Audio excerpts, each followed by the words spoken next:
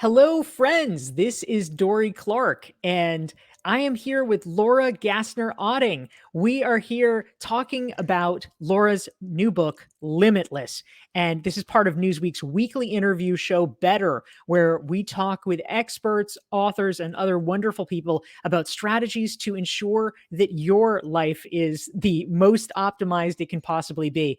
We're going to be talking today with Laura about how to become limitless in your life and in your business. Laura, it's so great to have you here. Dorie, it is great to be here, my friend. Excellent. Well, in your limitless quest, I happen to know you are a marathon runner. You just ran the New York Marathon, and you completed it while injured with a sprained ankle. Is that right? How does this fit into limitless? And what if we are not as tough as you are? It's such a funny question because I got asked just the other day what lessons from my book I can put towards the marathon. And I went into this marathon. I ran Boston a month ago. By the way, I ran my very first mile of my life 10 years ago when I turned 40. So it's not like I've always been this crazy athlete. I, the people who know me now think of me as an athlete. And when they call me that, I'm still like, who are they talking about? It's definitely not me. And by the way, I hate running. I hate everything about running. But I ran Boston a month ago and I had stomach issues around mile 18. And I was like on my way to get a 4 hour pace. And I really wanted a 4 hour, marathon. Like I really wanted that. And it didn't happen. So the next day I woke up and I called the friend I was running with and I said, what if we got last minute bibs to New York? Like it's only in 4 weeks. We could either train for 4 months for New York next year, or we could just stay in shape for 4 weeks for this year. And she said yes. And so we got these last minute bibs. And then we go to New York City and we're running the marathon. And at mile 4, I trip over my own feet because, again, I'm not really an athlete. And I sprain my ankle, but I pop back up and I keep going because, there's like 20,000 people behind me. And I thought I was going to get run over and trampled. So we're going and we're running and it's hurting, but it's not hurting any worse. It's not hurting any less. It's not hurting any worse. And we're running and we're running and we're running. And I get to the point where I've got like 4 miles left and I'm trying so hard to hold on to this sub 4 hour idea because anyone who runs a marathon, there's like sub 4 hour runners and non sub 4 hour runners. It's like that's like the moment where you become like legit and not elite, but like legit. And I got to a point where I thought, I'm not going to do it. I'm not going to make it. I've run all these miles on this sprained ankle and I'm not going to make it. And I'm so sad. And then I had this moment where I realized that the whole reason why I was sad was because I have this external definition of success that's 4 hour marathon that somebody put in my brain that has nothing to do with anything. And the fact that I was actually able to finish, like I'm sad, sad, sad about the fact that I finished in 4:02, but I'm proud, proud, proud that I had the grit and the tenacity to keep going. And I found it within myself the strength to just get there. And so I don't know. I guess I could look at it and say it was a failure. I didn't make a sub 4 hour marathon I just or cannot relate to this at all. but for me it's like I guess there is success in knowing that as I mentioned before we started recording, I'm going to have 3 weeks of pain, but I've got 3 decades of a great story that I can tell now. So maybe that's success and maybe that's okay. And maybe that's how we become happy with the things that we do because we set goals that actually matter to us and not everybody external. Well, I think that's a great starting point to explore this question of how to become more limitless in our business and our lives. If you are tuning in and joining us, we are here with Laura Gassner Otting. She's the author of the book Limitless: How to Ignore Everybody, Carve Your Own Path, and Live Your Best Life. Marathons are not inherently part of this, although they could be. And if you are joining us, please type into the chat box and let us know who you are and where you are tuning in from. We'd love to hear from you and we'd love to take your questions for Laura. Now, Laura, something that I'm curious about, this is actually a good segue. You mentioned that this idea of the elusive 4 hour, sub 4 hour marathon. You realized at a certain point that this is an idea kind of planted in your brain by other people. How do other people's expectations tie into this question of what it means to be limitless? The first part of your subtitle is how to ignore everybody. So obviously, part of this limitlessness is just tuning people out. How do we think about this and how do we know what's right for us? Okay, so when many of us are 15, 16, 17 years old, we get handed this checklist by a guidance counselor, by some sort of like career coach, by a high school counselor, somebody who says, this is what makes a good job good. This is what makes a good life good. And it's got things like the mission of the company that you work for, how much the leader inspires you, what are you going to learn in the job, how many skills are you going to pick up, how prestigious it's going to look on your resume, how much money will you make, like all of those things. But what they don't tell us is how to make a good job good for you, how to make a good life good for you. They don't say, take this list and prioritize it in ways that actually matter to you. So we all are spending our time pursuing the big job, the big paycheck, the big promotion, the big title, the corner office, the right house, the right spouse, the right clothes, and exactly the right size. Like all of this nonsense that comes to us from these guidance counselors, from our family, from social media, from television, from whatever it might be. And the kicker, Dorie, is that we get handed this definition at 15, 16, 17 years old when we don't have a frontal lobe, like the actual part of our brain that dictates good, sound, logical decision making. Now, one might argue I probably don't have a frontal lobe since I did run this 22 miles on the sprained ankle, but the part of our brain that dictates good, sound, logical decision making isn't present when we're asked to make the most important decision of our lives. Where are we going to go to school? What are we going to major in? What trade are we going to take up? What kind of career are we going to plan for ourselves? So, is it any wonder that we wake up then at 25, at 35, at 45, at 55, and we're like, is this it? Is this all there is? Is this my life? Like I filled in all the boxes, they're all full, and yet I still feel empty. Why? And it's because we've spent our lives pursuing someone else's definition on somebody else's road to somebody else's path to somebody else's success. And then we haven't figured out our own. And so all of those things that we read about, like midlife crises and soul searching and figuring out the definition of the meaning of life and all of that, is because we just didn't have time in the beginning to figure out the meaning of life for us. And so that's what I do in the book, is I try to walk people through how to figure that out so that you were actually pursuing a definition that makes sense to us, because some of us are going to want to cure cancer, and that's awesome. Some of us are going to want to, you know, have a job that pays us enough so that we can get out of debt, when we can give our children the opportunity to make choices financially that we were not able to make. Some of us just want to buy a Maserati and a beach house. And all of those things are okay. But when we allow other people to have votes in our voices, we get stuck living someone else's life. And you know, as an entrepreneur, and I know that you can't be insatiably hungry for someone else's goals, for someone else's ideas, for someone else's life. And so it's really important. That's why the first part of the subtitle, as you said, is how to ignore everybody, because the first thing we have to do is stop letting other people define who and how and what we should be. Yeah, I think that's really powerful and important. We're here with Laura Gassner Otting, the author of the book Limitless. If you want to learn more about Laura and check out her work, go to her website, Hey LGO. That stands for Laura Gassner Otting, heylgo.com.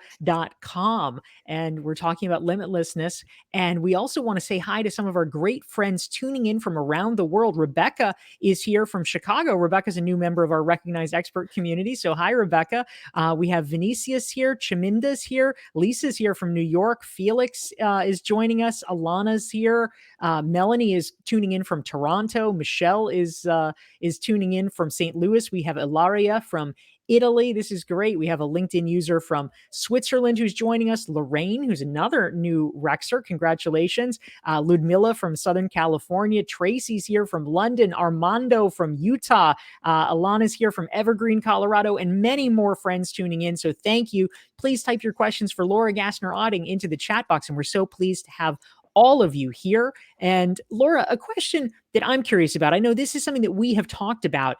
You told me that originally your great book, Limitless, you were intending to write this as a business book. You thought you wrote a business book, but actually Swear. you came to discover, oh, wait a minute, it's kind of a business book, but it's also kind of a personal development book. And I'm curious about that journey and how you think about that and what it means for us in terms of writing this book. How can we best use the principles in Limitless, and how has your thinking about the message you're sharing changed over time? It's so funny because I wrote the book, I wrote it and I was like, this is a business book. I've spent 20 years doing executive search, helping people, stewarding them through these massive moments of career change and life disruption. And this is a business book. And then I wrote it, and I hired a publicist, and they sent out press releases. And the first phone call we got was from the Today Show, and the Today Show said, "Wow, Amy Cuddy blurbed the book. That's amazing. We love Amy."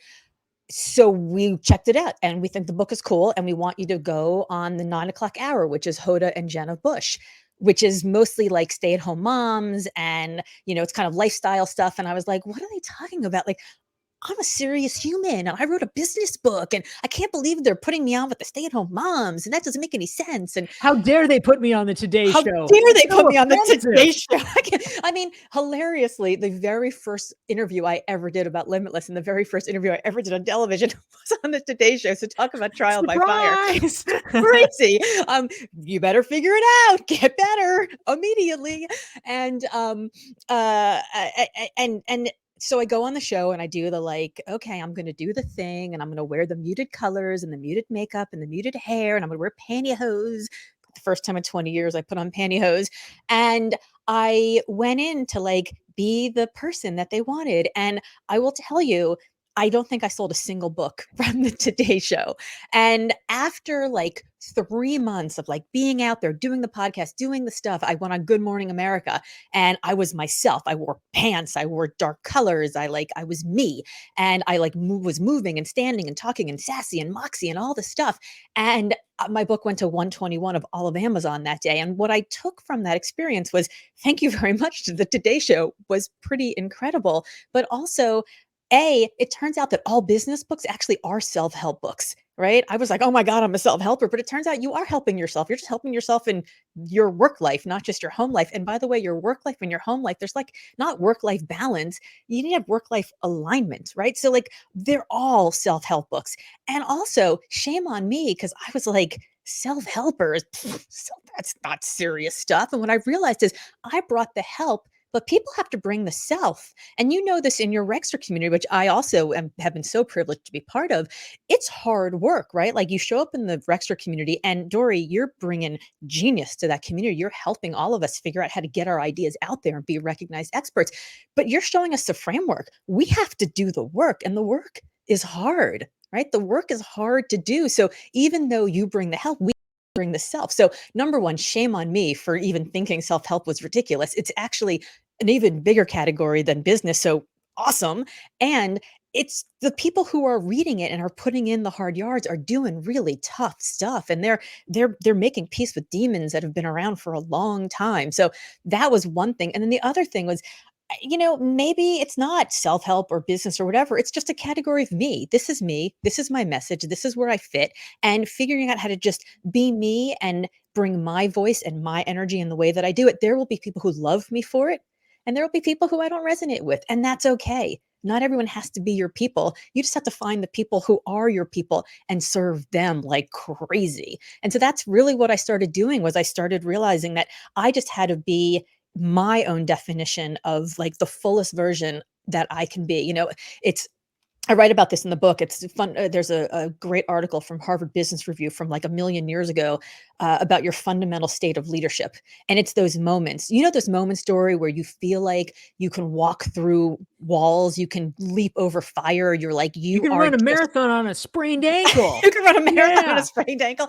But it's those moments when the very best of who you are is being called upon to solve a problem you actually care about, and you're being rewarded for solving that problem, whether it's financial, karmic, emotional, whatever it is, in a way that matters to you. Like those are the moments when like you are in consonance, you're in alignment, you're in flow. What you do matches who you are. And for me, it was really just a matter of saying, is it self-help? Is it business? Is it muted colors? Is it bold? Like, who am I? And when am I at my very best? And then leaning into that energy with everything I have. That's really what I found to be where I resonated the most with the people who really needed this message. Yeah, that's powerful. Thank you, Laura. And we just want to greet some of the great friends that are tuning in from around the world for our weekly Newsweek interview show, Better. We have Liz, who's here from Reston, Virginia. We have Lorraine tuning in from Paris. Brad is here from Western Kentucky. We have a LinkedIn user from the UK. Tracy's here from Hollywood, Maryland. Dane is here from Minnesota. We have so many great friends. We have Christine from Greenville, Tennessee. Oh, look at that. Greenville, Tennessee. I have visited Greenville, Tennessee, the only Greenville in all of America with an E on Greenville. So nice to have you here. Fantastic. So Chaminda has a question, Laura, that I think is apt. So again, the first part of your subtitle in Limitless is how to ignore everybody, carve your own path, and live your best life. But Chaminda says, wait a minute, we shouldn't be ignoring everybody all the time, right? When do you think it's appropriate to listen to external feedback, and when should we, in fact, ignore it? How do we draw that distinction, Laura? Yeah, so, admittedly, it's a bit of a, like, sassy title to get some attention, so you shouldn't ignore everybody, but there are a lot of people you should ignore. So, there are people in your life who you will tell them about some, like, crazy, hairy, audacious goal you have, and they're going to respond with something like, "You can't do that. That's too scary." And what they really mean is, "I could never do that. I'd be too scared," right? So there are people who plant little, like, cancerous cells in our brain about our hopes and our dreams, and we ignore them, we think consciously, but subconsciously that cancer starts to, like, fester and grow, and then something goes wrong or it gets hard, or maybe we hit a stumbling block, and all of a sudden we're like, "Oh, yeah, that old friend that I ran into, they told me they were right. They were right." And those are the kinds of people that when they start seeping into our brain, we have to start thinking, are they part of my family, or are they just part of, like, the noise that's out there? And yeah, I just said family, right? So family is like the friends and the family, the combination of the people that you have. Some people call it a personal board of directors. People might call it, your cabinet, your kitchen cabinet, anything. But these are the people who you surround yourself with. So I love my parents. They're wonderful. They were incredibly supportive parents growing up. But the last time I lived in the same house as my parents, I was 17 years old, and I put the empty milk back in the refrigerator. I left my socks in the middle of the living room. So when I would tell them things like, "I'm going to leave the big marquee search firm and start my own business," they were like, "Are you sure you're able to do that? Are you sure that's a wise idea? Like, you're on partner track." It's not because they didn't think I could do it. They just didn't know me. They didn't know me. The person I was at 32 years old was not the person I was at 17. So we have people around us who love us and they want to protect us. And they say, "Are you sure you should do that? Are you sure that's a good idea?" Or maybe they're scared because they can't do it. "Oh my God, I'm so scared. How can you, are you sure you want to do it?" Or maybe they're jealous, right? We have a lot of people in our lives who measure their own level by our level. So if we rise, they think it's a zero-sum game, and then they think they're falling, when in fact, success is not like pie, right? Like, there's enough for all of us at the top. We can all climb together. We can all bring people up with us.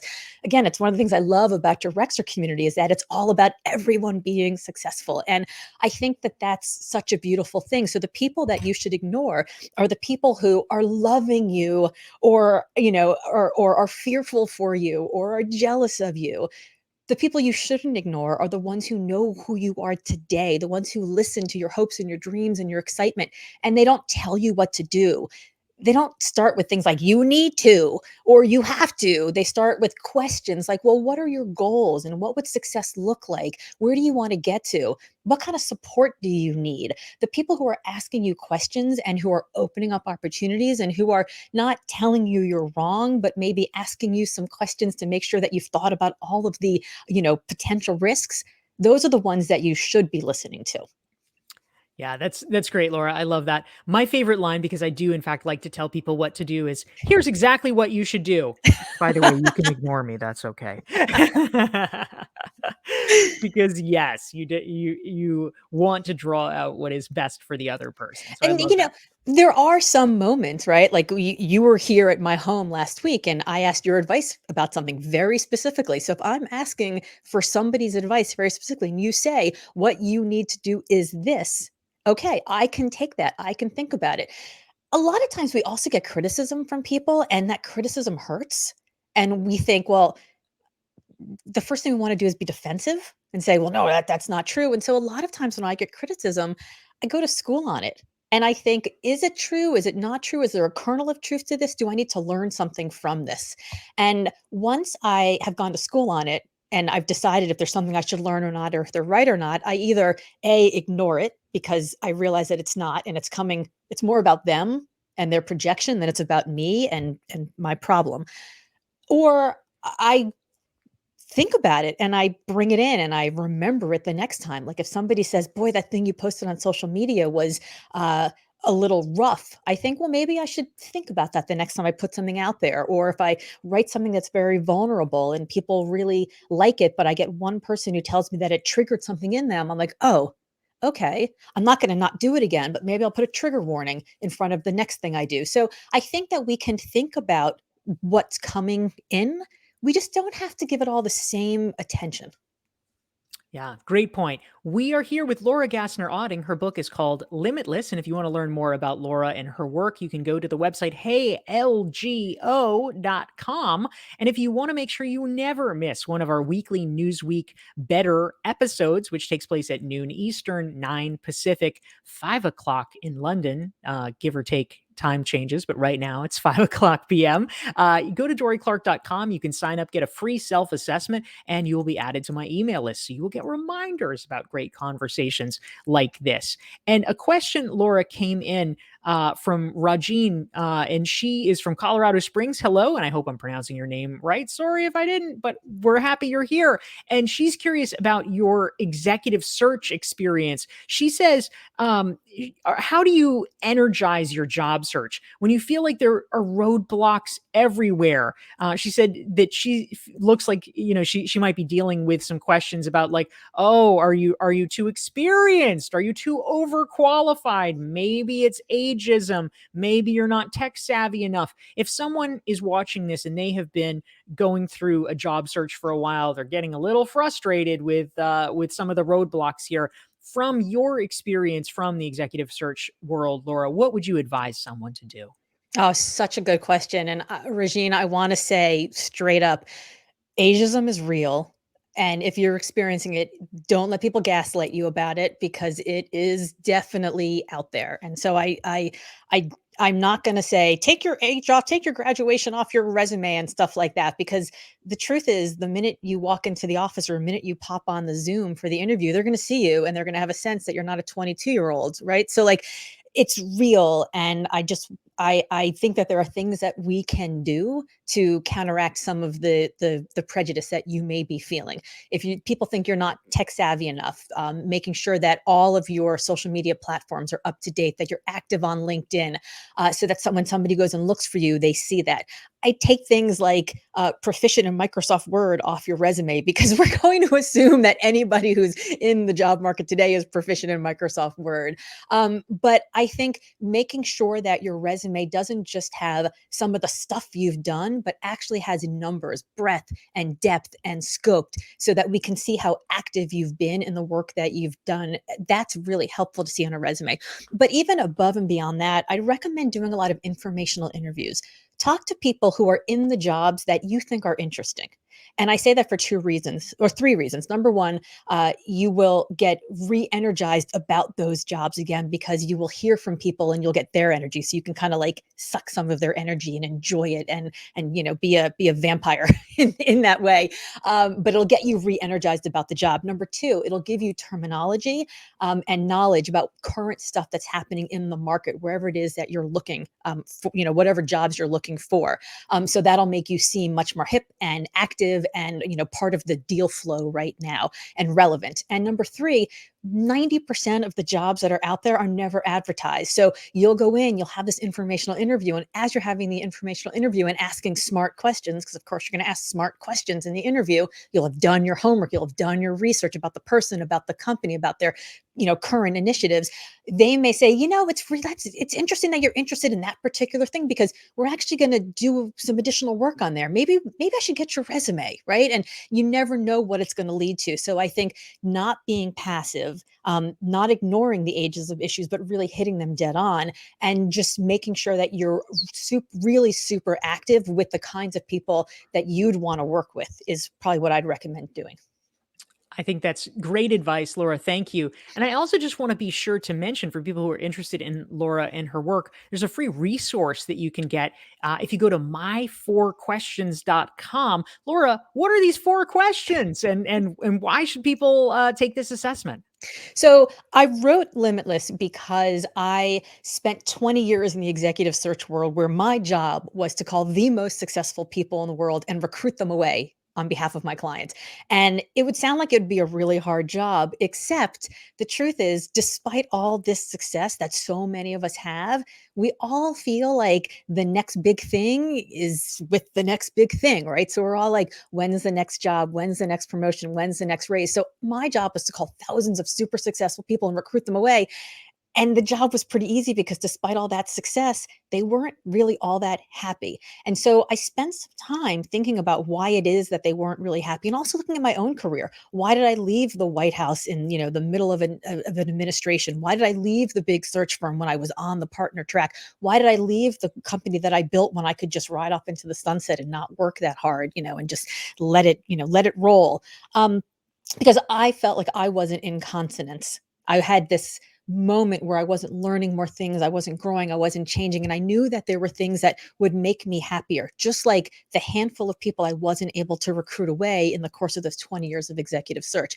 And what I realized was that there were 4 things that make anybody really happy, really successful, really sort of connected and aligned in the work that they're doing. And they're calling, connection, contribution, and control. And I'll just give you 2 sentences on each one.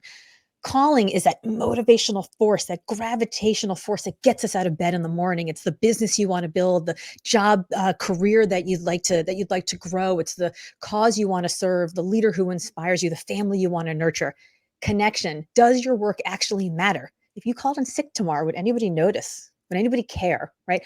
Is the work that you're doing connected on a daily basis to the calling that you want to serve?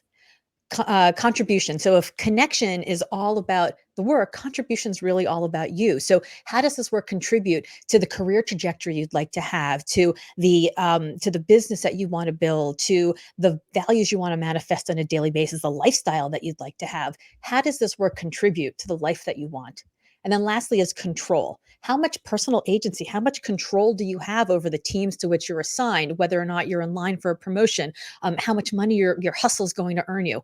Can you control how much your work connects to that calling and how much it contributes to your life? And so there are 4 questions, one for each of these 4 C's: calling, connection, contribution, and control. And if you go to my4questions.com, it takes about 3 minutes in total, and you'll be able to figure out how much of each of these you have, how much of each of these you want, and some very specific questions and tools that you can use today to help get yourself towards consonance.